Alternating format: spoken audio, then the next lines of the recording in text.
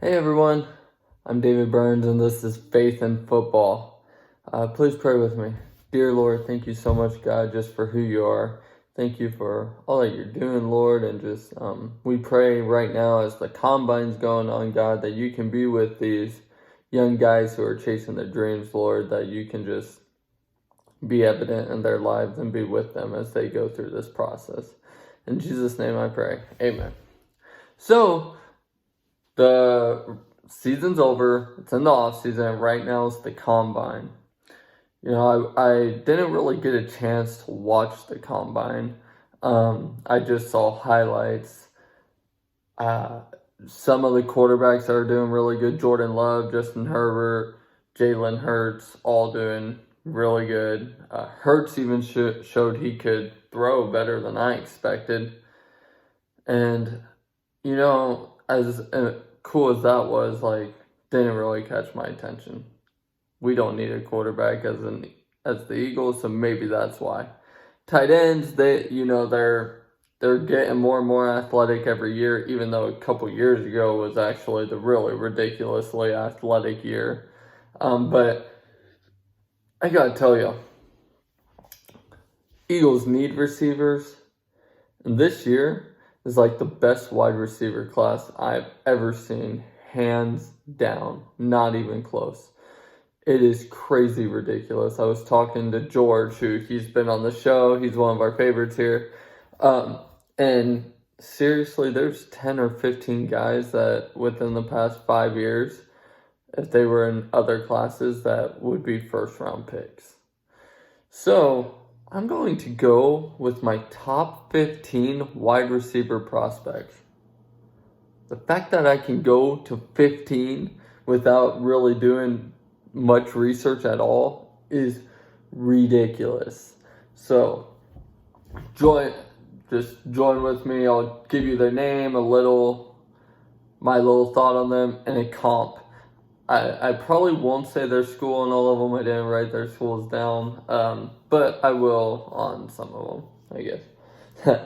So my number one wide receiver is Jerry Jeudy. He is ridiculous route runner. He also has the speed and athleticism.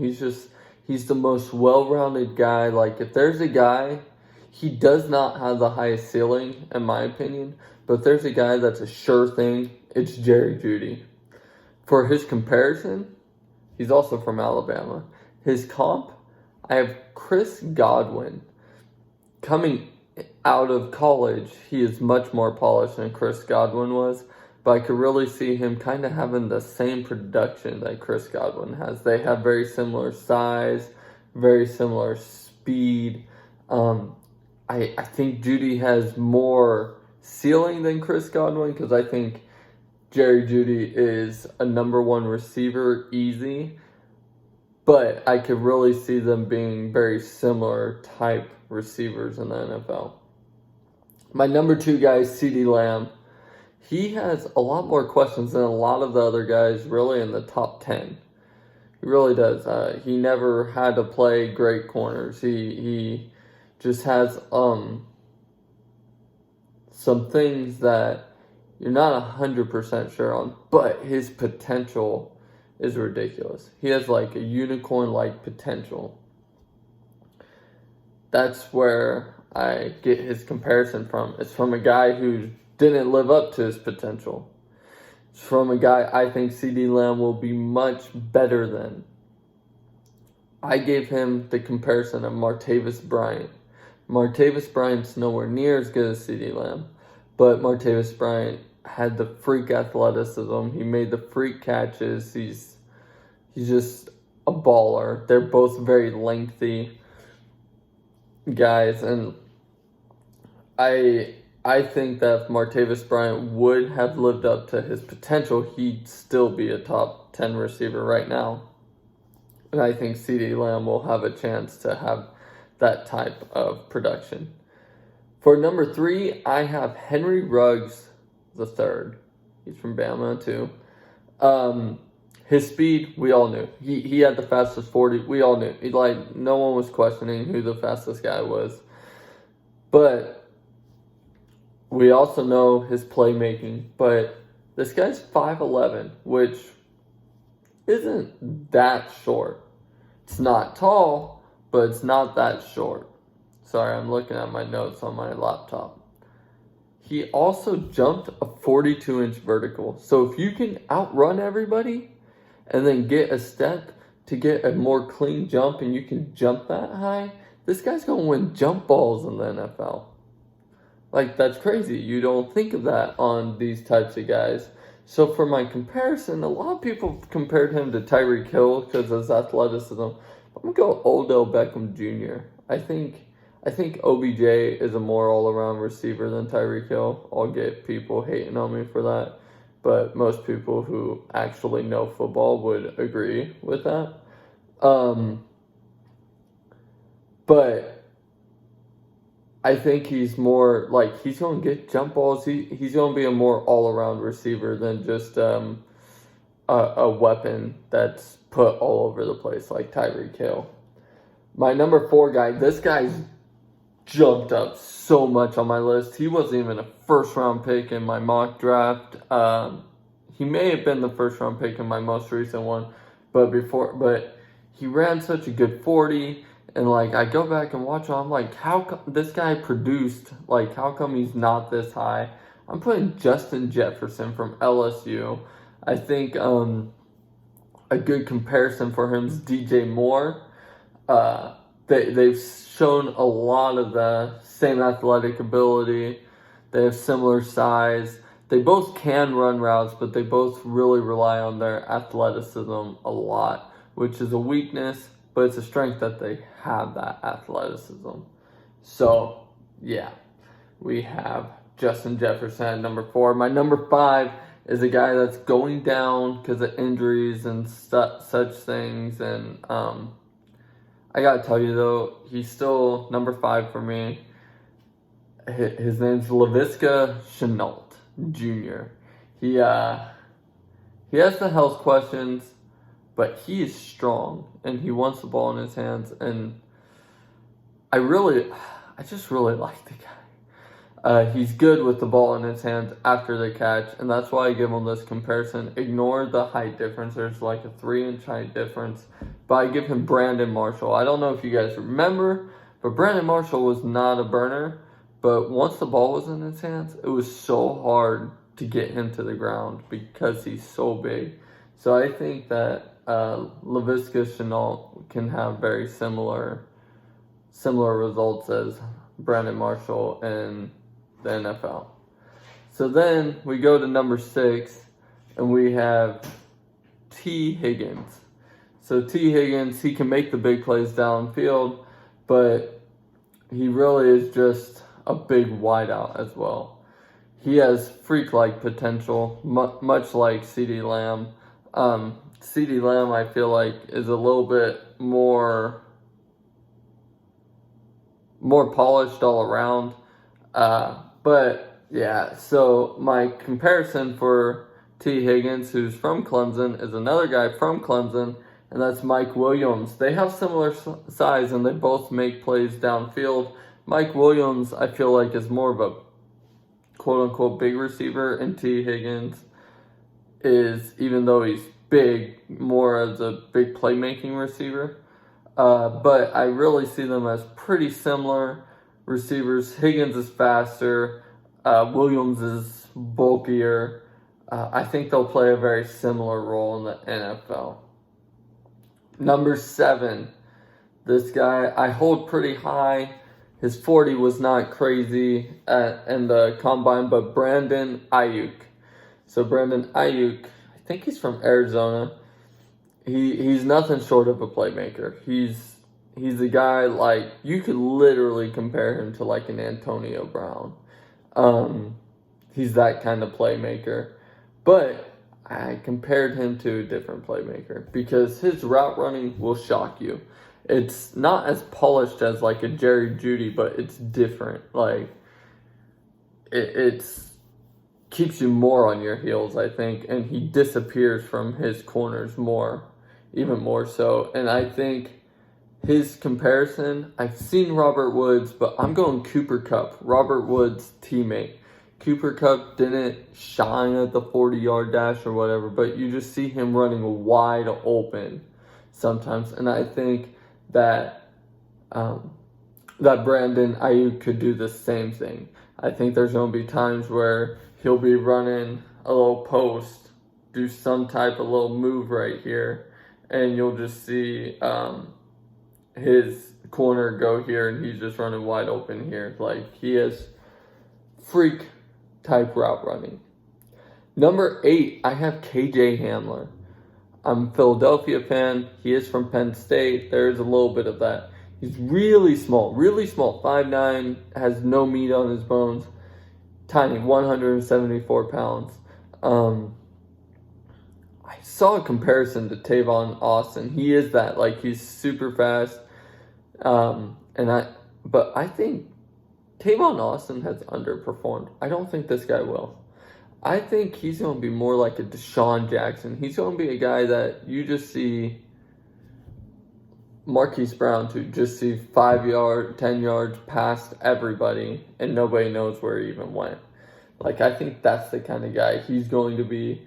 I think he's going to be a steady, deep threat day one in his career. In fact, if I had to guess, it'll be between him and Ruggs.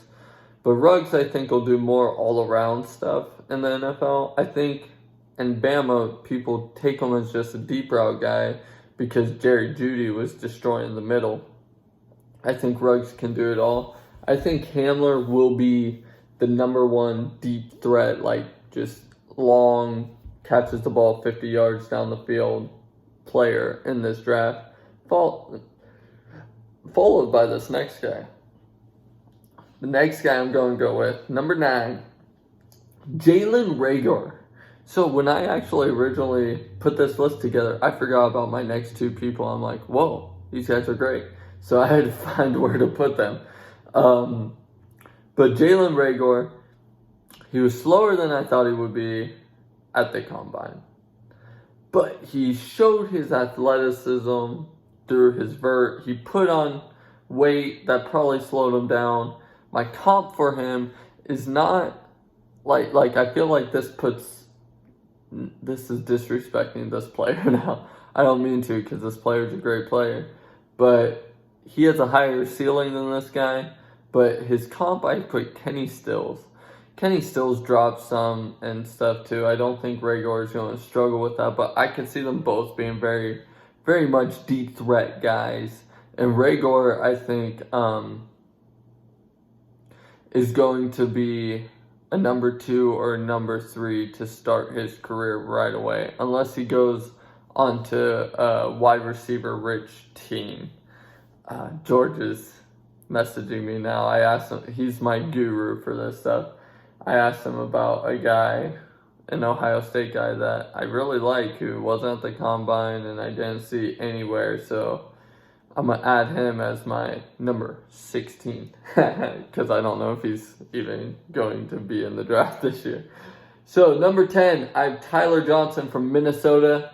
This guy's just a route runner. He's a guy that you see, and in my eyes, you see he's not spectacular at anything, but he's very good at everything. He's not super fast, but he's not slow. He's just like, he's Mr. Accountable. And he's going to make plays through being a possession guy over and over again. Like, he's going to be a guy that gets you 100 receptions multiple times in his career, I think. If I had to compare him to somebody, this is how highly I think of this guy. I'm comparing him to Keenan Allen. Keenan Allen, it's not super fast. It's not super big. He is strong. His routes are ridiculous. But he's mainly a possessional guy. So I'm putting Tyler Johnson as this possessional guy. It might be positive thinking, but he's going to bring the kind of possessional route running plays that Allen makes for the Chargers. 11, I have Donovan People-Jones. So this guy, I don't even know a ton about him. I know he's a big man, and he can jump 44.5 inches off the ground. To put into perspective, if I could jump that, not my head, but the bangs of my hair would touch the rim of a basketball hoop. That is absolutely insane. He's going to be so hard. He's like 6'4", I believe. He's going to be so hard. Maybe 6'2". Yeah, 6'2". He's 6'2". He's going to be so hard to stop on jump balls. He also ran decently well, too. My comparison for him is Kelvin Benjamin. Kelvin Benjamin's much slower, and Kelvin Benjamin obviously has fell off. But if you remember his first season, maybe second, one of his first 2 seasons with the Carolina Panthers, he was just ridiculous. Just crazy. He jumped over the whole Legion of Boom. Cam, Earl, and Sherman, I believe. That's the type of plays I see Donovan Peoples-Jones doing. He is the first one on my list that I don't think will ever be a number 1 receiver.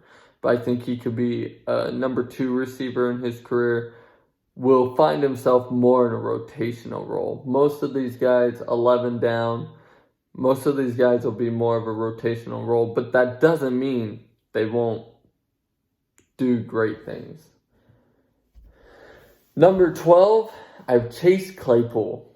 I have this guy on here mainly because George has such high praise for him. He's a receiver. He could be a receiver or a tight end. We don't know. If he was a tight end, he'd be higher on my list. The guy's fast. He's big. He's strong.